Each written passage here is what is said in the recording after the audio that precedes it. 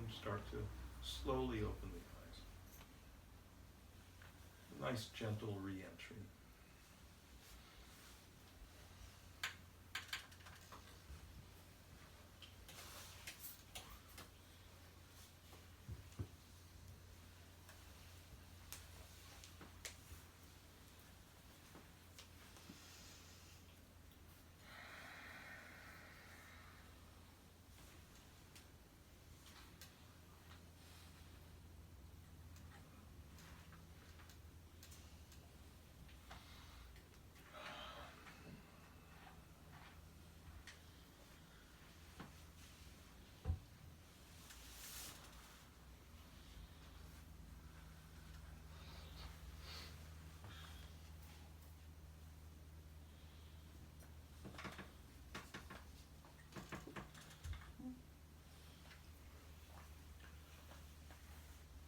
Okay, how's everyone doing?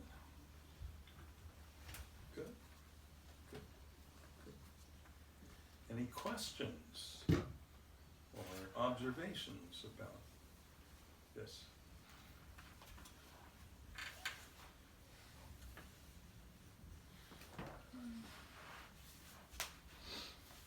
Pretty simple, yeah. As long as you stay with the simple, you're fine. That's it. That's right. The only way to mess things up is to make it complicated. And even that, you get tired of doing that after a while, and you just relax back into simple again. Yeah, Michael. I was wondering if you could talk about the difference between group meditation versus individual meditation, and the dynamics or the energy, or Okay. Yeah, that's a great question. Group meditation versus individual meditation. What's your experience?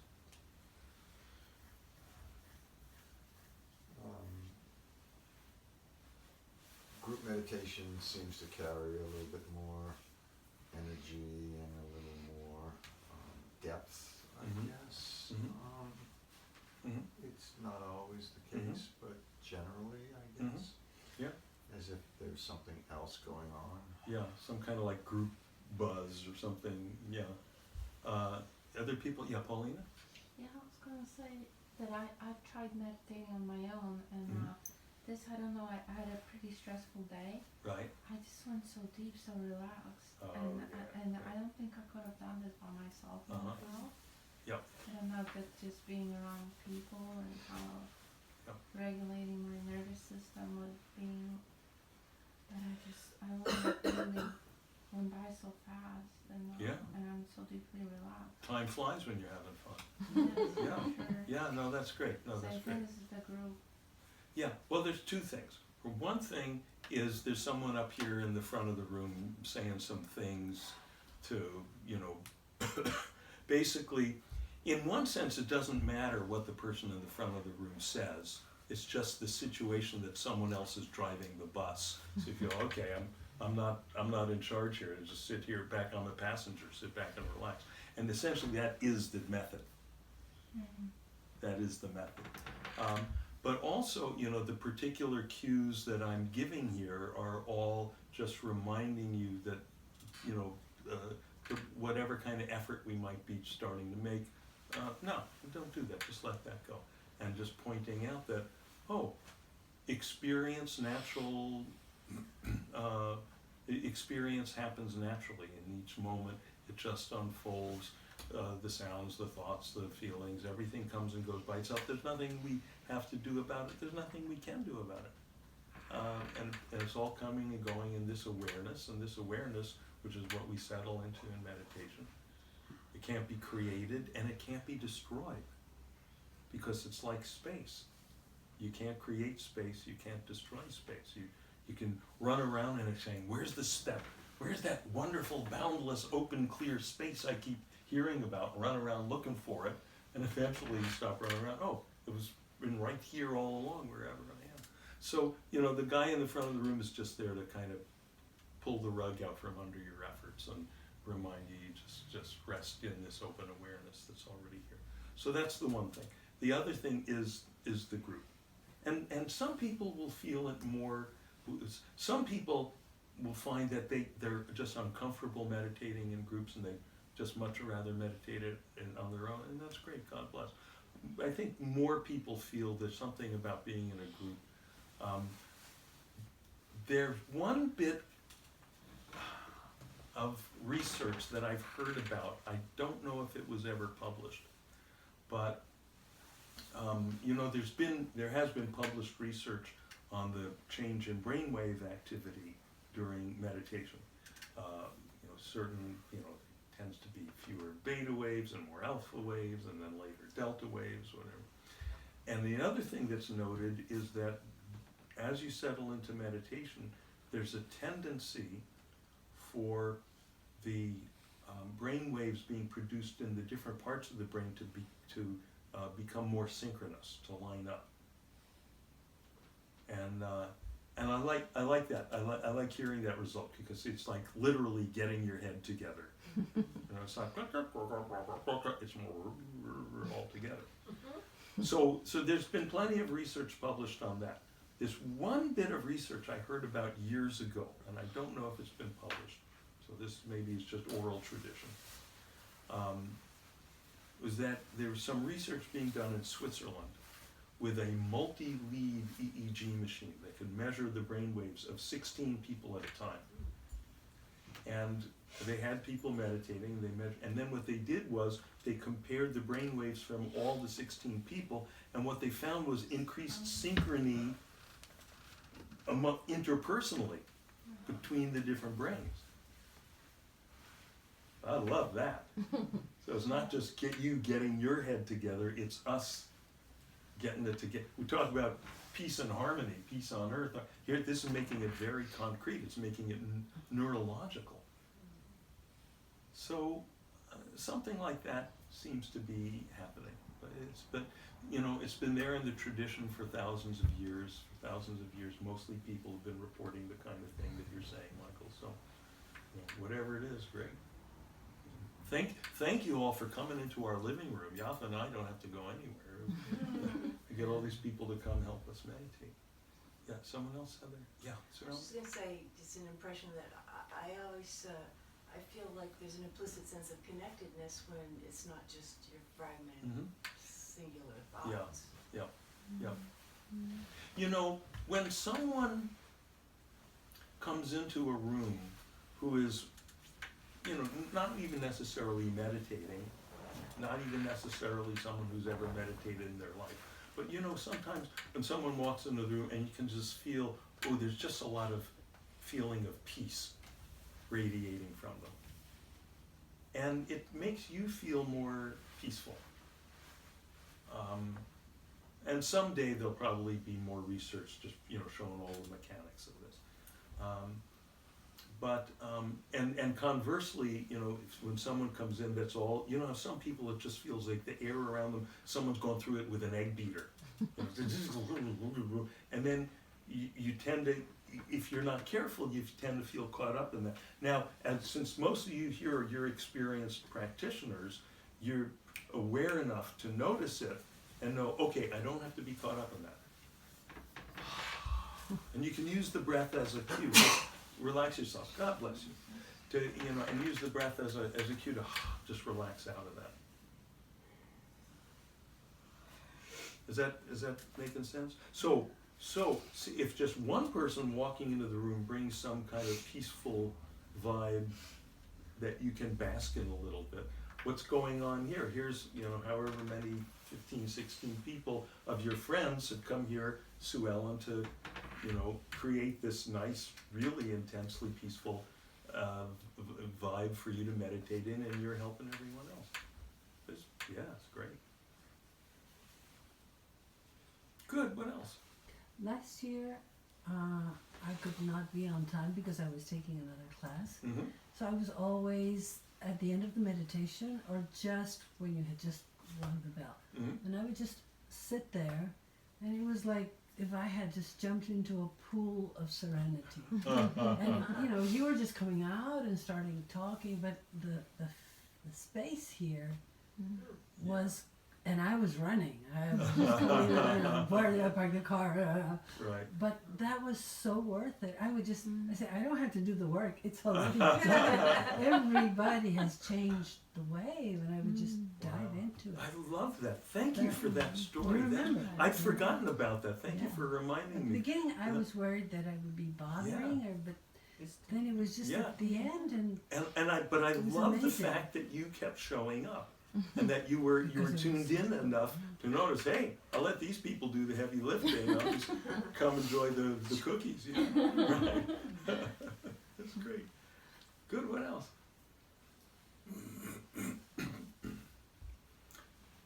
You know, as always, you know, we're just always reminding ourselves it's the simplicity of it, it's the ease of it.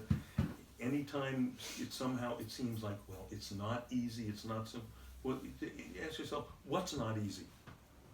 What's not easy? If you find yourself saying, oh, it used to be easy, or I heard it was easy, and now it's not easy, then what that implies, there's something you're trying to do that you're finding not easy. Like, for instance, if you tell me to balance this bowl on my pinky finger, that's hard. That's not easy for me to do. So, okay, I've identified what it is I'm trying to do. Now, if this is meditation, I say, don't do that. Right? So if you find yourself, oh, meditation's not easy. What are you trying to do? Have you fallen back into this? No matter how many times we say it, you know, sometimes it's such an ingrained idea of, oh, thoughts are not supposed to be there. So sometimes people will fall back into, trying to make the thoughts go away, or expecting the thoughts not to be there. And they say, no, it's not easy now. That would be the most typical. And sometimes when they'll say, oh, now it's not easy, really what they're saying is, I'm not having the deep, really nice, deep, yum experience like, you know, what Michael described here. That's something a little different. See, there's two different things, and it's worthwhile to make the distinction clear. One is what we're doing, the method, and the method is essentially not doing anything. It's resting in this awareness. You're just recognizing this, here's this awareness that's always right here, just like space, regular, ordinary awareness, rest in it. Anytime I find myself starting to glom onto something, resist something, or try to push something away, just relax my grip on it, relax back into this space-like awareness. That's the method. And that's easy. That can't be hard. If it's hard, you're trying to do something else. Okay. The other thing is the experience that happens as in the course of doing that method, doing that non-doing method. And sometimes the experience is going to be, oh man, it's just, just kill me now. Right? It's just nothing, nowhere I need to go after this, nothing I need to do. I could sit like this forever. Sometimes just bliss. That's why they call it bliss. That's why they call it ananda. Oh yeah, now I know what they're talking about. You know, so sometimes it's like that, and sometimes it's like, you're sitting here, okay, I'm resting in this awareness, but I just feel like I'm perking away like Mr. Coffee. That doesn't mean it's hard. See, that's different. Is it easy to sit there and feel like you're perking away like Mr. Coffee? Well, yeah, it's easy. I can't help it. Perfect. Okay? So easy is not an experience. Easy is a method. And the experience is always going to be changing. And it's totally out of our control. That's very important to know. Because we're all passengers on the bus. And whether the experience is really clear and deep and blissful, and whether it's just more, kind of jumpy, or it feels very kind of shallow and all that, it's just a matter of what's being sorted out by the nervous system at that time, and that changes. A lot of it has, especially sometimes you may feel yourself going through different moods and so forth. And that has to do usually with release of old stresses, the neurological imprints of old traumas being released from the nervous system because of the deep settling down. And we want that to happen. That's what makes it beneficial. Because the idea is not to just have access to bliss sometimes, but over the long term, the nervous system gets more and more clear so we can have access to that all the time. That's what enlightenment is. Enlightenment is just this spontaneous, effortless experience of awareness and actually of everything else that's in the advanced course. Right? Not only the awareness within which the things are experienced, but all the things themselves are experienced as, oh, it's all just like pure, open, empty, delicious space. And it happens to people. What else? By the way, yes, go ahead. I felt like I was falling out of my chair because I was falling asleep. Yeah. Yeah. And then catching myself, I Yeah. would like sort of not wake me up, but just bring me back. Yeah. Great. Good. That's good. Yeah. Oh yeah. Yeah. No, as we say in Leaping as we say in Tibetan, Mazel Tov. Okay. No, congratulations. Because falling asleep in meditation is always good. It's always good. And I know that runs counter to what the expression you may have. But remember, this is natural meditation. If sleep comes, it means you needed some sleep. And Mother Nature, being a very kindly character, gives you what you need. And in fact, the sleep that comes in meditation, some of you, have you noticed this? That when you fall asleep in meditation, because it's being launched from that deep level of tranquility, it tends to be very healing sleep. Very healing sleep. So if I fall asleep in meditation, it says, oh, yay, thank you, Lord. Especially if I'm traveling and I'm getting jet lagged, you just meditate on and off during the flight. You're meditating, you're asleep. Yeah, it's great. Now, it's another thing that sometimes people will say, oh, I fell asleep in meditation. But then if I start to cross-examine them, right? Well, were you hearing sounds? Yeah, I was. Did you, right? Yeah.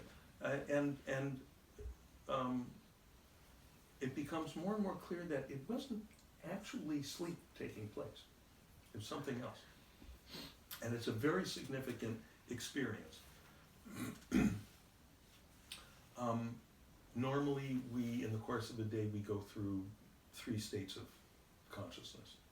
And they're all different styles of functioning of the nervous system: waking, dreaming, sleeping. Right? Waking, dreaming or REM sleep, deep dreamless sleep. Okay? Each one is different brain waves going on, different blood chemistry, and different experience.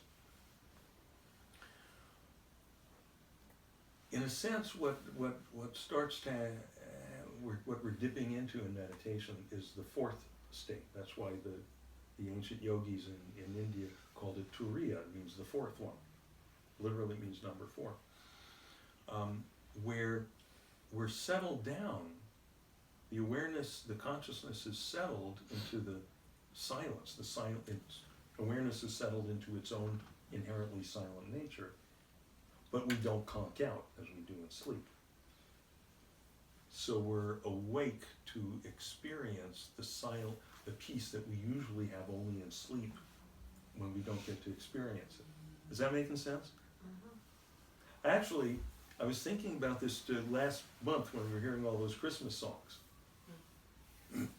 And it struck me, I was hearing Silent Night, Holy Night. And that got my attention. The silent night, holy, it's like there's an equal sign there. The silence that's where we come into the presence of that which is holy, that which is sacred. Okay? And then, all is calm, all is bright. That's a description of the 4th state of consciousness. That's Turiya. All is calm, the nervous system is settled down, but all is bright. We're awake in that. It's the neurologists call it the wakeful hypometabolic state. But more poetically, we can say all is calm, all is bright. You know, whereas in waking state, all is agitated, all is bright. In sleep state, all is calm, all is dull. In dream state, all is agitated, all is dull. See, there's 4 possibilities.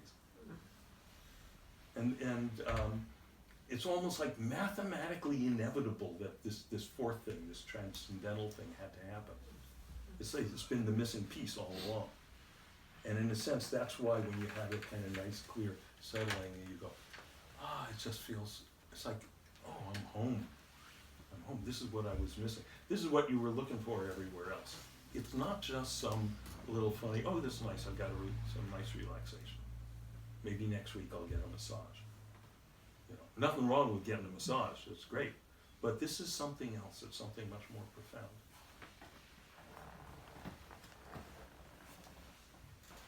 Good, what else? You were gonna make some comments on Ram Dass? Yes, make some comments on Ram Dass. Good. Okay. Just want to see, is there anything else that we should be addressing before that? Oh, I want to say Yes. that similar to you, I cannot get myself, or maybe I just don't do it, or don't want to do it, to sit at home and meditate. Mm-hmm. I think it's like I choose to go to other classes. Mhm. I practice yoga a lot. I'm a teacher, Mm-hmm. but I like to be in a class because I feel, and the same coming here in the community, Mm-hmm. that I'm not in charge. Mm-hmm. And that fact itself, the same in a class in yoga. I mean, I know what to do, I can practice on my own, Mm-hmm. but I feel more that I'm receiving, allowing myself, like, again, not to be in charge, and that's the fact that relaxes me. So that's what I'm taking from being in a group, that somebody else guides me, Right. and for me it's joy Yeah. in that sense. Mm-hmm. So, don't know why, I mean, I just don't get to do it in my own home. Perhaps in nature, when I hike, there's a sense of meditative moments because I'm somewhere else. It's not that you don't get to do it, it's that you don't do it. I don't do it. Right. Well, I don't do let's it. be I clear don't about even that. try. Like, Yeah. I don't know. Yeah, It draws and me it's to not a be matter in of try. It draws As me to Yoda, be- says, no try, do. It draws me to be in a community, in Yeah. a group. Yeah, that's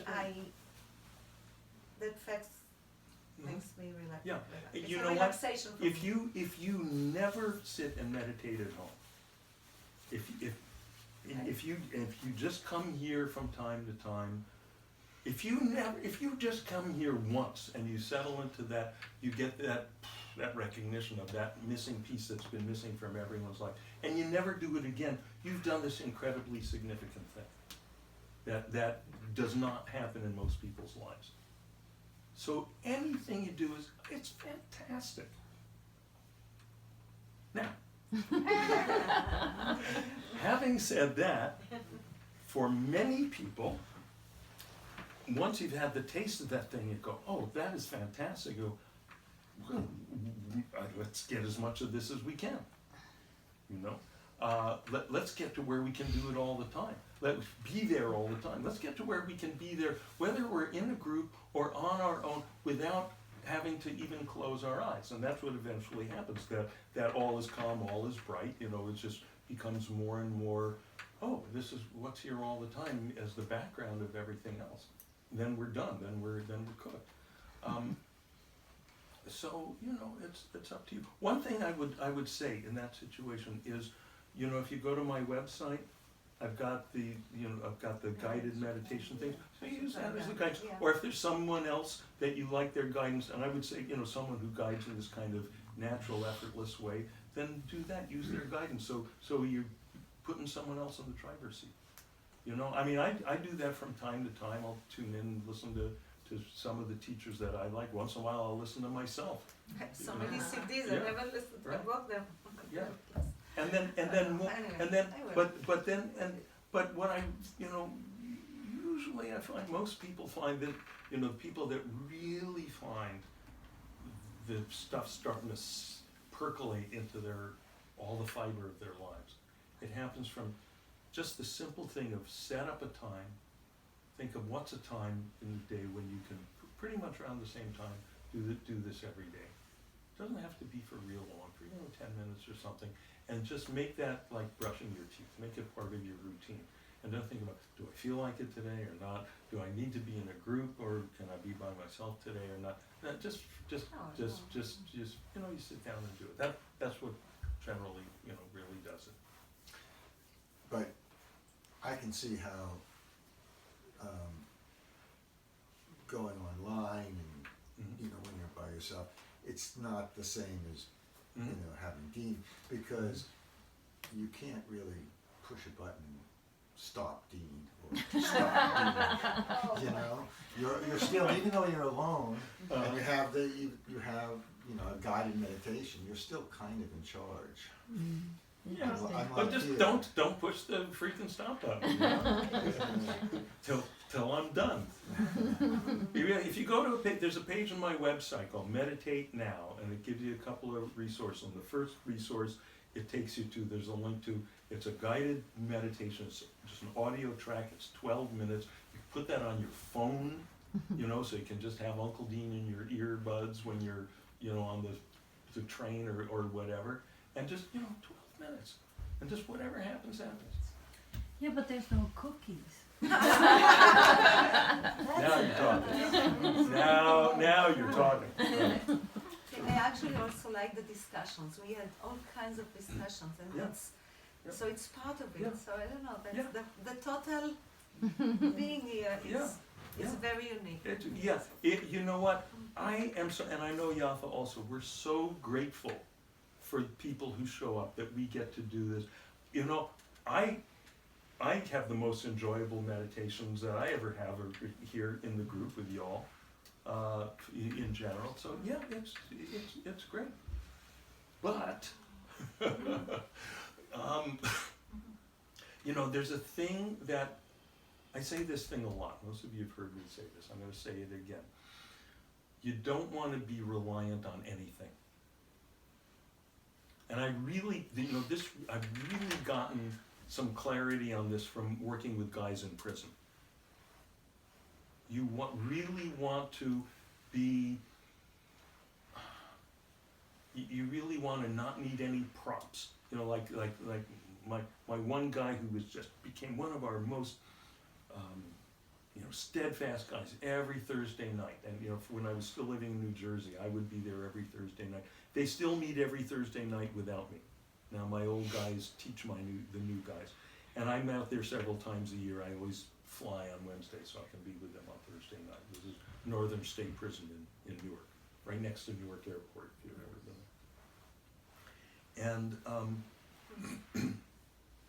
there. And so this one guy, he just stopped showing. I said, "What happened to him?" They said, "Oh, he's in segregation."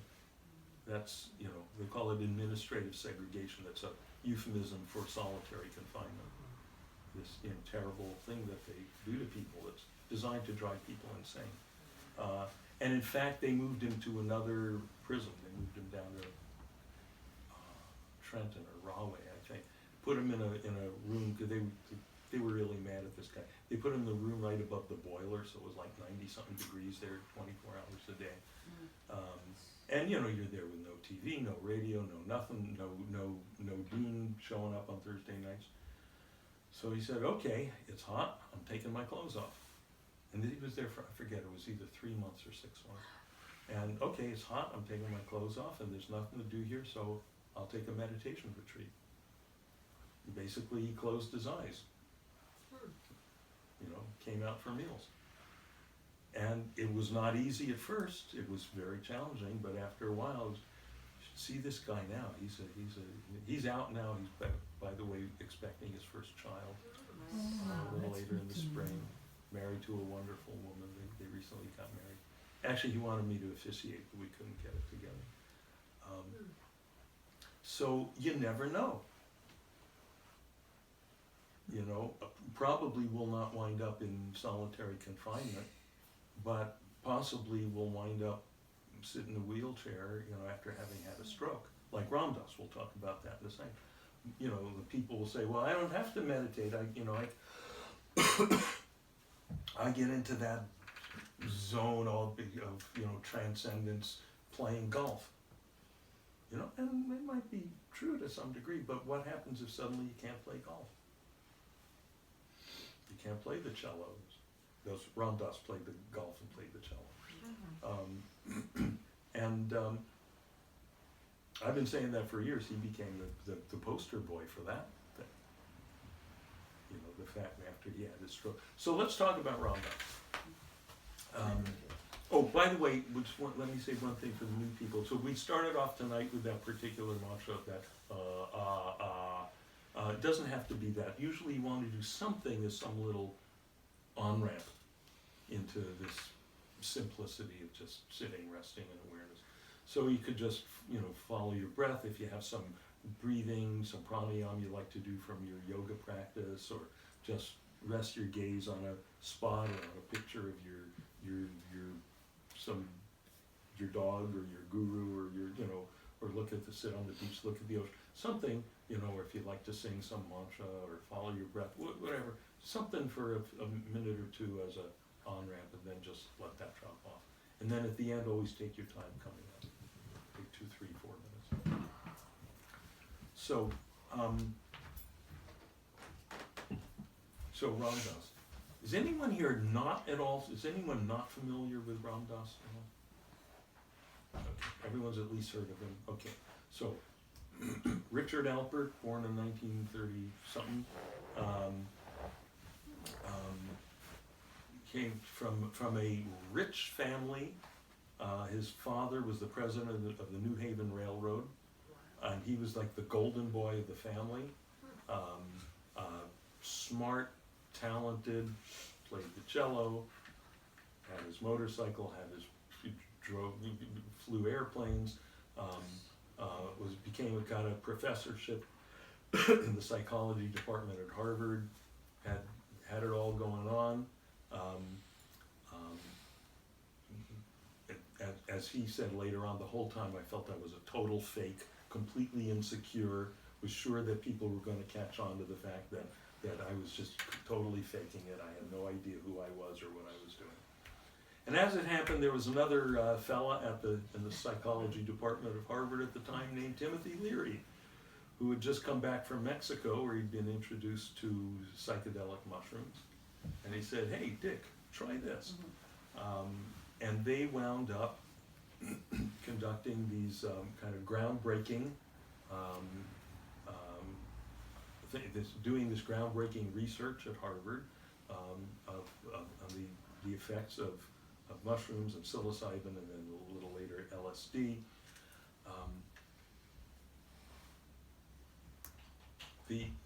I think the most interesting of the studies they did was when they took a bunch of people from Harvard Divinity School, people who were studying for the priesthood, and it's called the Good Friday experiment. Good Friday, they were all like locked together in a church. They were going to be there, and half of them were given LSD and half of them were given a placebo and not told which they had. And then they were writing down their experiences. And later, experts on religion looked at their journals in a double-blind situation and judged who was having spiritual experiences. And the acid group scored much higher than the placebo. And yada, yada, yada, they both got kicked out of Harvard because things started getting because they were giving it to undergraduates, and it just the whole thing got too hot for Harvard to handle. And also, the two of them were starting to get a little wiggy, actually, and Leary kind of would forget to teach his classes, and Alpert would I think he was getting romantically involved with undergraduates and so forth. So they got kicked out, and found a rich friend named Peggy Hitchcock, who owned a big house in upstate New York, in Millbrook, New York. And we'll make the big psychedelic, we'll continue the research here on our own without Harvard.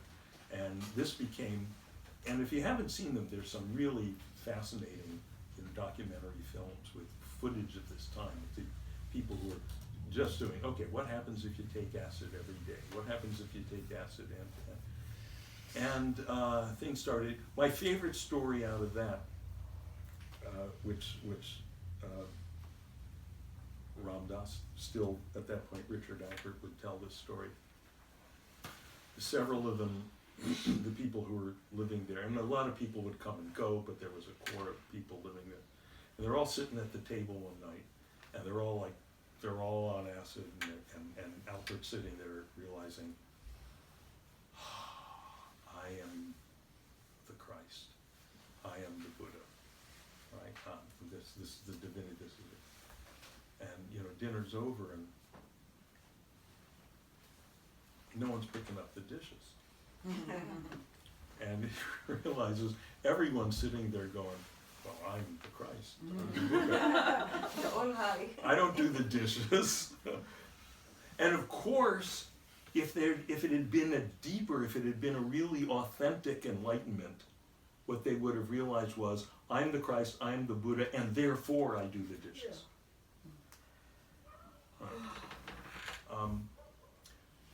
So Alpert started to realize, being a smart person, he started to realize that this was a dead end, and thought there's got to be someone who can bring me to wherever I need to go next. And he went, and if you haven't read it, his classic book, Be Here Now, tells the stories. We've got it. Oh, there it is. One of the coolest looking books of all time. Be Here Now. So this tells the whole story, and it's a very cool looking book. It's got all these very cool pictures, and yeah, you got to read this thing. So he goes to India. He hooks up with this young American who had been in India for a while and kind of knew the lay of the land. A guy from Texas, who was being called Bhagavan Das. And he said, okay, I'll bring you to meet my guru. And they'd been driving around in a Land Rover, kind of going from one guru to another, and Alpert was not being impressed. So then he found this young Texan and said, I'll bring you to my guru. Yes? Is there like a directory of gurus or something? You hear people going to India and do it. Yeah. Where are they? How does this? Well, in those days, this was in like 1968, I think. And no, there were, it was really, so what you would do is you'd find people in the coffee shop, and it would be it was much more of kind of a fresh frontier then. Yeah. Nowadays, there's the directories all over the internet. Of course, everyone's got a different version of who gets 5 stars and who doesn't. I mean, some of but really the directory, there's so many resources available online now. You can see most people's teachings on video and get a sense of, do I connect with this person? But back then it was just sort of accidental, stumbling through. It was stumbling through. Or... Now how accidental is that? Let's get back to the story. Okay, so one night, they have the night before they're gonna go find Bhagwan Das's guru. They're camping. They're in the Land Rover. Alpert walks outside that night under the stars, to piss, and he's looking up at the stars and he's taking a whiz, and he happens to think of his mother, who had died a little bit before that. She died of cancer of the spleen, and it had become very swollen in the abdomen, and he just happened to be remembering that. Okay. Next day, they drive a couple of 100 miles, whatever it is, and they come to where Bhagwan Das's teacher, I love this picture of it, Neem Karoli Baba. Neem Karoli Baba. And there's this old fat, bald man, wrapped in you can see a little bit in a plaid blanket. He was always in this plaid blanket. just sitting, hanging around, some people hanging around him, sitting there on his little tucket, kind of like a little cot set outside, talking with people, and that's what he would do. That's what he'd do, what's called darshan, just sharing his presence. And suddenly Bhagwan Das, as soon as he sees him, starts running toward him, and he prostrates himself and he touches his feet, and Albert's going, I'm not gonna touch anybody's feet. And he goes back and he sits in the back of the group. And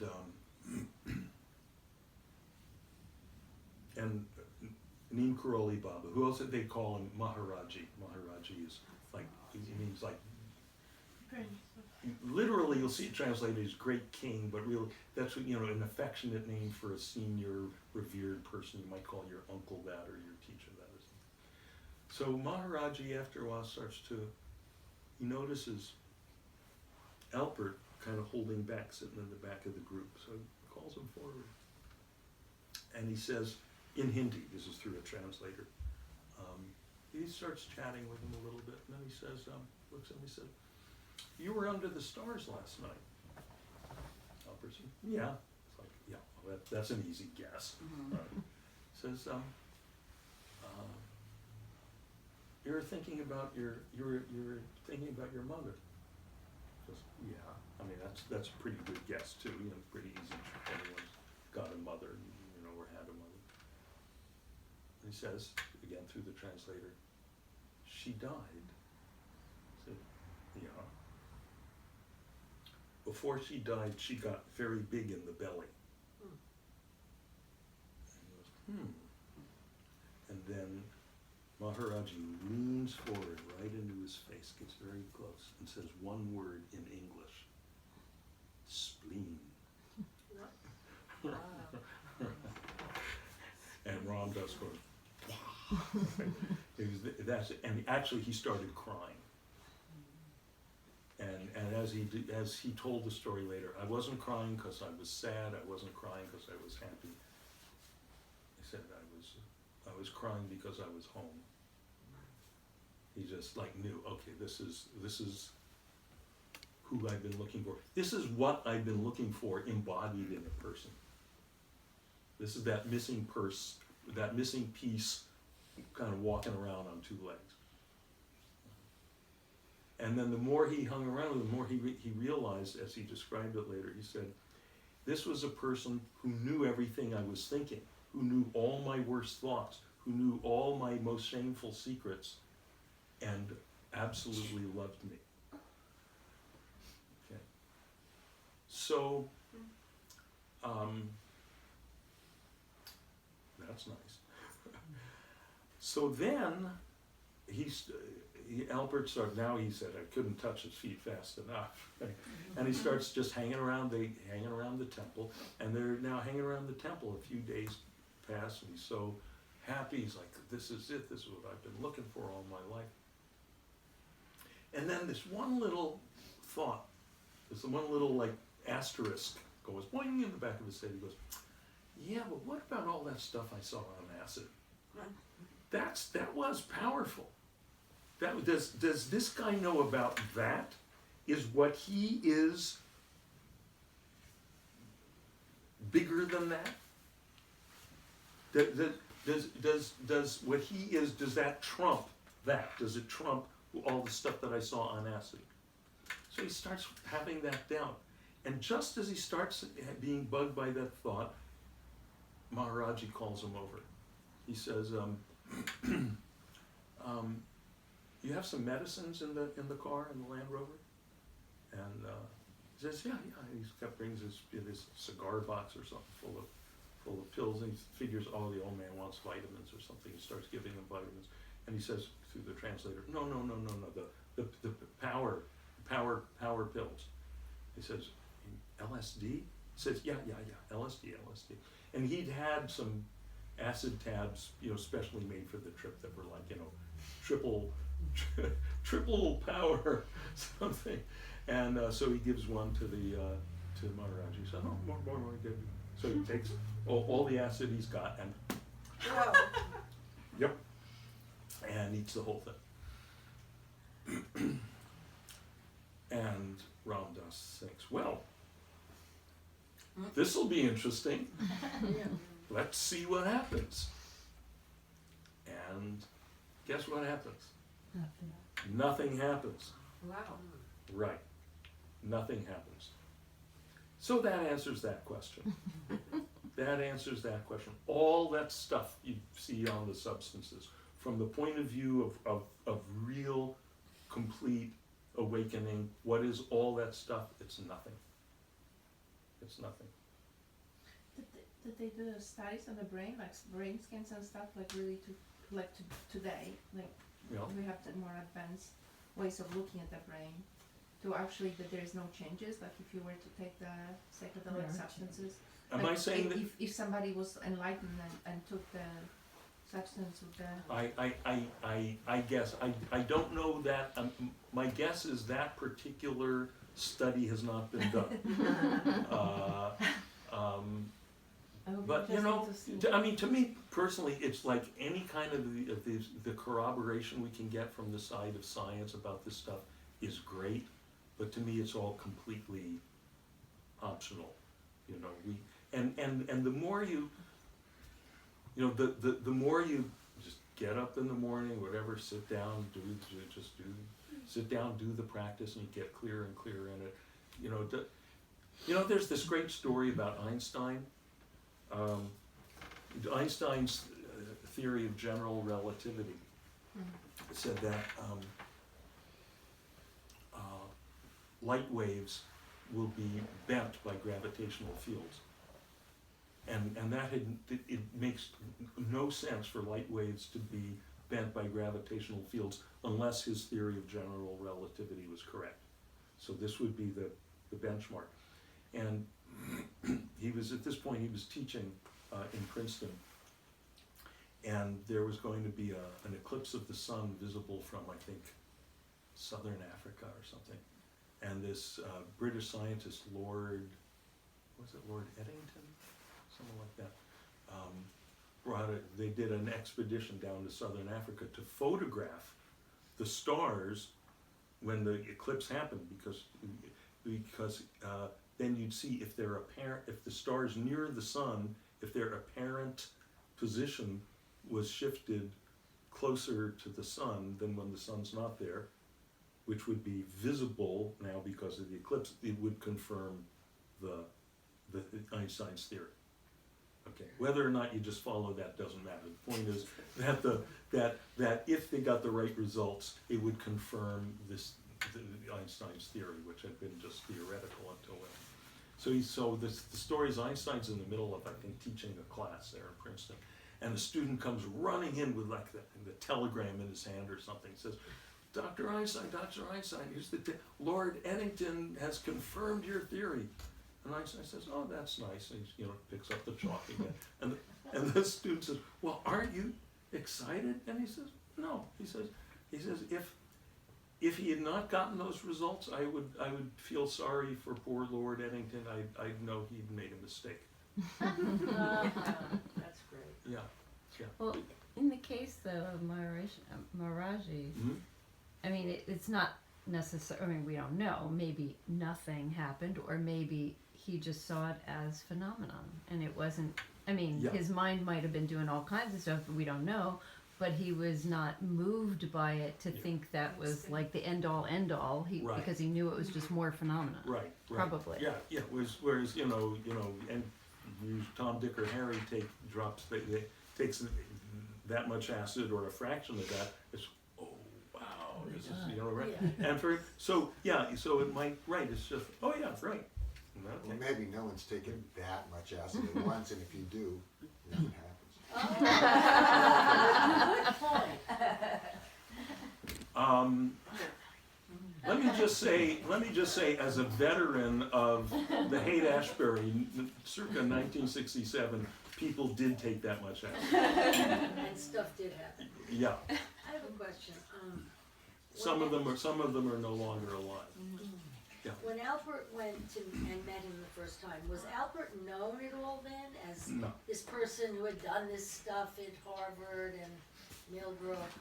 Well, I'm being Yeah. skeptical. Oh, you mean like, Oh, you mean like he Well, wouldn't I gotta mean, look him up because he couldn't look him up on the It would internet. be pretty easy, well, no, yeah, I no, can't, it would be very, yeah, but like you were saying, oh, well, you know, yeah, he guessed he was under the stars and, yeah, I don't know. His friend got there a couple minutes later. Well, I've had experiences like that Mhm. where, not in, well, it had to do with the ghost of my mother. Okay, Spirits. okay, But okay, what- let's, you know what, let's make it much more everyday, something that, how many of you have ever had the experience where you find yourself thinking of someone, maybe a friend you haven't heard from for a long time, and just then they call you on the phone? Oh my Right? God, I have it with my I have father a drink, I have a all the drink. time. Yeah, or how many of you have, like, something will happen in a dream, And and then I the next saw- day, the thing actually happens, Yes. or you see a face in a dream, who the heck is that, and then the next day you meet that person for the Oh, the first same time? morning from the bus, she was there, yeah, Yeah. I had this. Okay, so when, you know, when an ordinary schmo like you or me can have a little bit of that, and I have those pretty often, but, you know, not dumb stuff. You know, I'll see this person in the dream, and the next day he's in line next to me for the men's room. Literally, that happened a couple of weeks ago. So that shows that A lot of that. urination going on in these Yeah, right.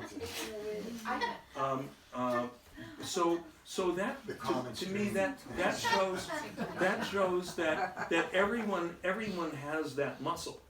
It's like, you know, you have however many muscles there are in the body, you have all the muscles that Dwayne "The Rock" Johnson has, but in his case they're much more developed. So, you know, if I can see that little thing, it, you know, makes sense to me that Maharaji could. As a matter of fact, this is another book. So this book is a classic. I mean, this is, you know, a lot of people know about this book. This is a much less known book. What's the name of it? Called Miracle of Love.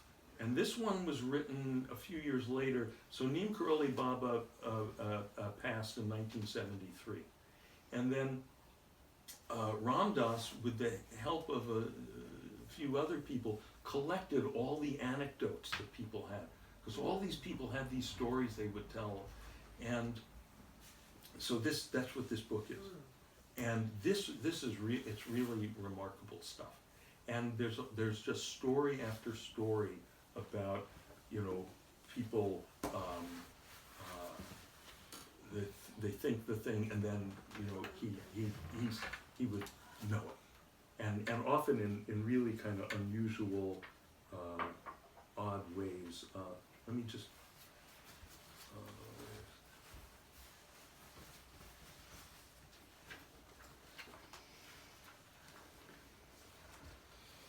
It's hard not to be a little skeptical from where we Oh, sit. yeah, You're yeah. growing up in Fine. a world of scammers. And, Yeah. you know, And by the way, politics. there's a bunch of scammers in India too. Oh, sure. Oh, yeah. Especially now that there's a lot of Westerners going over there, and Westerners have money, and there's a lot of scammers. So yeah. It's stay skeptical as long as you can.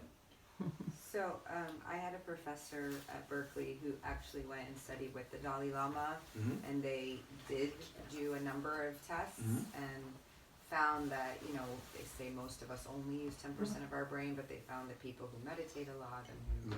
who are more in touch with other Mhm. parts of the brain, there are things they can do Yeah. that the rest of us, for the most part, Oh, yeah, cannot. yeah. They can lower their blood pressure just by like Oh, yeah, focus of their absolutely. things.